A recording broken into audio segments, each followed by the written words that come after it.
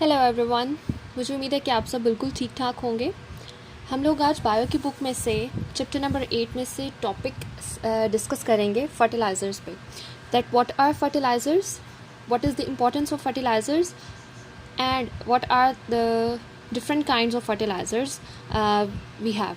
ठीक है, तो हम लोग इसको डिस्कस करेंगे और डिस्कस करने से पहले हम थोड़ा सा फर्टिलाइज़र्स पे बात कर लेते हैं कि फ़र्टिलाइज़र्स जो हैं वो हम किन के लिए इस्तेमाल करते हैं। ठीक है, ज़्यादातर फर्टिलाइज़र्स जो हैं, बल्कि फ़र्टिलाइज़र्स हम लोग प्लांट्स के लिए यूज़ करते हैं। प्लांट्स की ज़्यादा से ज़्यादा ग्रोथ के लिए उसको यूज़ किया जाता है। ठीक है, उसके प्लांट्स के कुछ डिज़ायरेबल करैक्टर्स होते हैं जिनको इन्हांस करने के लिए फ़र्टिलाइज़र्स को यूज़ किया जाता है, उनकी ज़्यादा ग्रोथ के लिए और उनकी ज़्यादा से ज़्यादा फास्टर ग्रोथ के लिए। ठीक है, जल्दी से जल्दी वो ग्रो कर जाएँ, उनके लिए भी फ़र्टिलाइज़र्स को यूज़ किया जाता है। तो हम लेक्चर स्टार्ट करने से पहले मैं आपको ये कहूँगी कि आप चैनल को सब्सक्राइब कर लें और बेल आइकॉन को प्रेस करें ताकि जो न्यू वीडियोस हैं वो जैसे भी अपलोड होती हैं तो वो आप तक पहुंच जाएं। ठीक है, तो let's start the topic. As humans cultivated plants, it was learned that addition of certain materials to soil sometimes resulted in plants with desirable characters.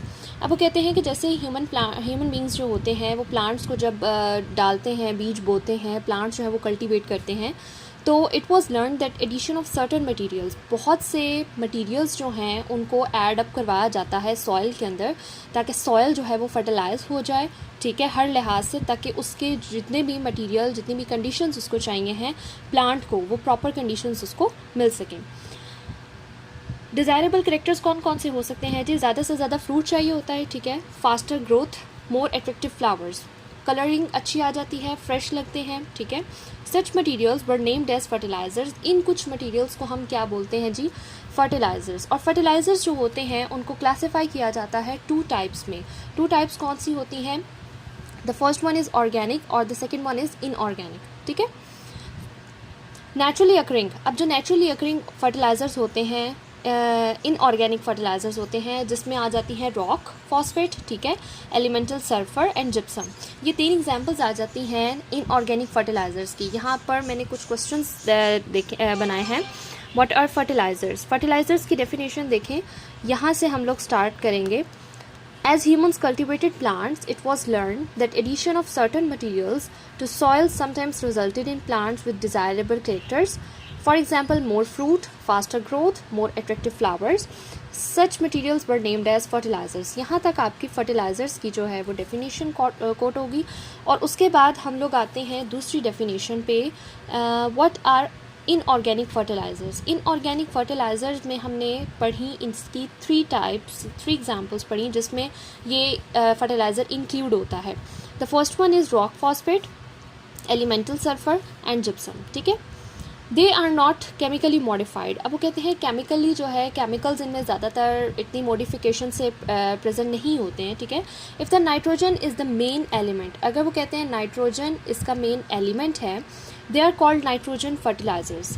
For example, कोई भी आपके पास फर्टिलाइज़र है, अगर उसका मेन कंपोनेंट जो है वो क्या है? नाइट्रोजन। ठीक है, तो उसको हम क्या बोलेंगे कि वो कौन सा फर्टिलाइज़र कहलाएगा? नाइट्रोजन फर्टिलाइज़र कहलाएगा। Most inorganic fertilizers dissolve readily in water and are immediately available to plants for uptake. बहुत सारे ऐसे इनऑर्गेनिक फर्टिलाइज़र्स जिनको वो कहते हैं पानी में बहुत जल्दी वो हल हो जाते हैं। ठीक है, readily solve in water and are called, और इमीडिएटली जल्दी से प्लांट्स तक पहुंच जाते हैं। मतलब प्लांट्स की रूट्स जो हैं, रूट्स तक नीचे चले जाते हैं, स्टेम्प में चले जाते हैं, ताकि प्लांट्स को जो है वो जल्दी से इस चीज़ की अवेलेबिलिटी जो है वो मिल सके।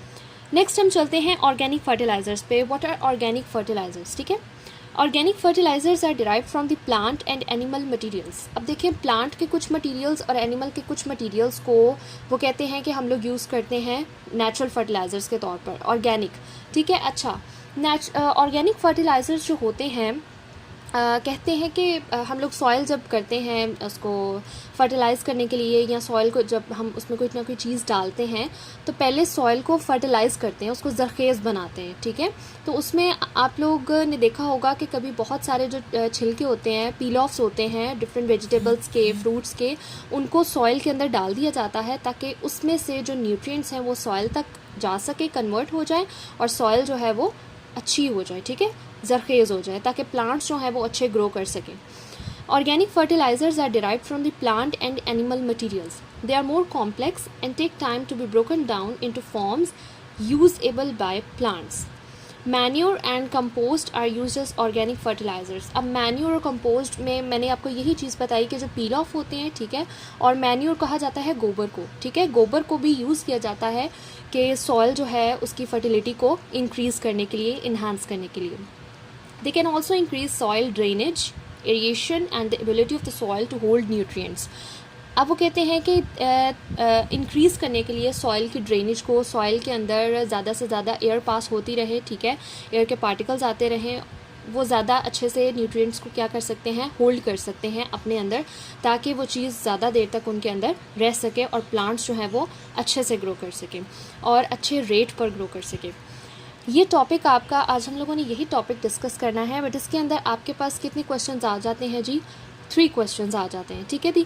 What are fertilizers? फर्टिलाइज़र्स की डेफिनेशन मैं आपको बता चुकी हूँ. व्हाट आर इनऑर्गेनिक फर्टिलाइज़र्स, जो कि यहाँ से यहाँ तक होगा, ओके. ऑर्गेनिक फर्टिलाइज़र्स जो हैं हम इसको फुल याद करेंगे. आप शॉर्ट में भी 2 मार्क्स का इतना जो है वो लिखेंगे, ठीक है. अब मैं चलती हूँ लॉन्ग क्वेश्चन पे. लॉन्ग क्वेश्चन में वो आपको पूछेंगे दैट व्हाट आर फर्टिलाइज़र्स, या वो खाली भी आपसे पूछ सकते हैं write a note on the importance of fertilizers, ठीक है. क्वेश्चंस आपको 3 तरह से आ सकते हैं. What are fertilizers, what are its types, या discuss its types in detail, ठीक है. तो आप इसकी ये दोनों टाइप्स को डिटेल में डिस्कस करेंगे. सेकेंड क्वेश्चन आपको आ सकता है राइट डाउन द इम्पॉर्टेंट या write a note on the importance of fertilizers, ठीक है. और इसी तरह सिंपल क्वेश्चन एक और आ सकता है the what are fertilizers discuss in detail, ठीक है, बगैर वो टाइप्स को डिफाइन किए कि टाइप्स बताएं और उनको डिस्कस करें. वो इसी तरह भी पूछ सकते हैं कि डिस्कस इन डिटेल, कि इसको डिटेल में डिस्कस करें. तो ये आपका लॉन्ग क्वेश्चन भी है और एक शॉर्ट क्वेश्चन भी है, ठीक है. शॉर्ट इसमें आपके 3 क्वेश्चंस बनते हैं, ठीक है. लॉन्ग ये जो है वो आपका पूरा एक लॉन्ग क्वेश्चन भी तैयार हो जाएगा. उसके बाद हम लोग चलते हैं यहाँ साइड ब्लॉक पे.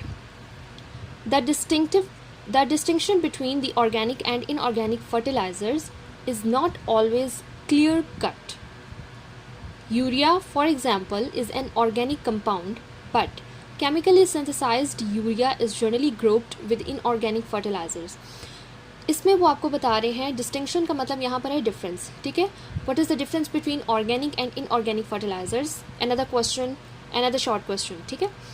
What is the difference between organic and inorganic fertilizers? अब देखिए वो आपको बता रहे हैं कि जो ऑर्गेनिक और इनऑर्गेनिक फर्टिलाइज़र्स होते हैं वो हमेशा जो हैं वो आपको क्लियर कट रिज़ल्ट नहीं देते, ठीक है. जैसे फॉर एग्जांपल वो कहते हैं यूरिया है. यूरिया जो है वो एक ऐसा ऑर्गेनिक कंपाउंड है, लेकिन केमिकली जो सिंथेसाइज्ड यूरिया होता है वो जनरली ग्रुप्स में होता है, ठीक है, दूसरे एलिमेंट्स के साथ जो है वो ग्रुपिंग में होता है, बॉन्डिंग में होता है. तो विद इनऑर्गेनिक फर्टिलाइज़र्स, अब देखिए वो कहते हैं कि दोनों जो हैं फर्टिलाइज़र्स, ऑर्गेनिक इनऑर्गेनिक, दोनों कंबाइन भी होते हैं, ग्रुप फॉर्म में भी होते हैं, ठीक है. तो ये डिफरेंस आपने लर्न करना है कि क्लियर कट क्यों नहीं होता, बिकॉज यूरिया की बॉन्डिंग जो है वो इनऑर्गेनिक फर्टिलाइज़र्स के साथ भी होती है ग्रुप्ड फॉर्म में, ओके. तो इसका क्वेश्चन जो है वो आप क्या लिखेंगे, what is the difference between organic and inorganic fertilizers. तो ये आपके 4 शॉर्ट क्वेश्चंस हो गए हैं जिनको आपने अच्छे से लर्न कर लेना है, ओके. तो हम लोग नेक्स्ट टॉपिक जो है वो हम डिस्कस करेंगे environmental hazards related to fertilizers use, कि कौन से ऐसे हार्मफुल इफ़ेक्ट्स हैं जो फर्टिलाइज़र्स को यूज़ करने से इन्वायरमेंट पर असरअंदाज होते हैं, ठीक है. तो ये हम नेक्स्ट टॉपिक में डिस्कस करेंगे. तब तक के लिए आप लोग इस लेसन को अच्छे से याद करें.